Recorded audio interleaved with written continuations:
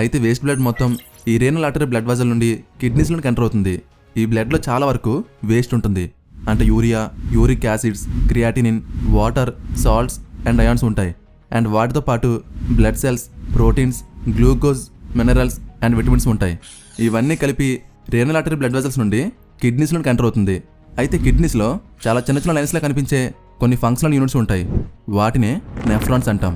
ఇవే బ్లడ్ మొత్తాన్ని ఫిల్టర్ చేస్తాయి. ఒక కిడ్నీలో సుమారుగా 1 మిలియన్కి పైగా నెఫ్రాన్స్ ఉంటాయి. సో 2 కిడ్నీస్లో ఉన్న నెఫ్రాన్స్ అన్నీ కలిపి ఒక్క రోజుకు సుమారుగా 180 లీటర్స్ బ్లడ్ని ఫిల్టర్ చేస్తాయి. అంత బ్లడ్ని ఫిల్టర్ చేస్తే చివరికి 1 or 2 లీటర్స్ యూరిన్ మాత్రమే బయటకు వస్తుంది. అయితే రీనల్ ఆర్టరీ బ్లడ్ వెజల్స్ ఈ నెఫ్రాన్స్ దగ్గర చాలా చిన్న చిన్న గొట్టలుగా విడిపోతూ ఒక గుంపులా ఉంటుంది. ఆ గుంపుని గ్లోమెరుల్స్ అంటాం. ఆ మొత్తాన్ని కవర్ చేస్తూ ఒక పార్ట్ ఉంటుంది.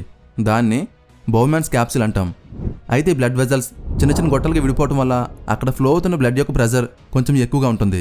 సో ఈ ప్రెజర్ వల్ల ఈ నెఫ్రాన్లో ఫ్లో అవుతున్న బ్లడ్ యొక్క స్పీడ్ కొంచెం ఎక్కువగా ఉంటుంది. అలాగే ఇక్కడే ఉండే బ్లడ్ వెజల్స్కి చాలా చిన్న చిన్నగా హోల్స్ ఉంటాయి. సో ఇక్కడే ఫిల్టరేషన్ ప్రాసెస్ స్టార్ట్ అవుతుంది. వాటికి ఉండే హోల్స్ నుండి బ్లడ్లో ఉండే మైక్రో పార్టికల్స్ అన్నీ కూడా ఆ హోల్స్ నుండి బయటకు వచ్చి బౌమాన్స్ క్యాప్సిల్లోనికి ఎంటర్ అవుతాయి.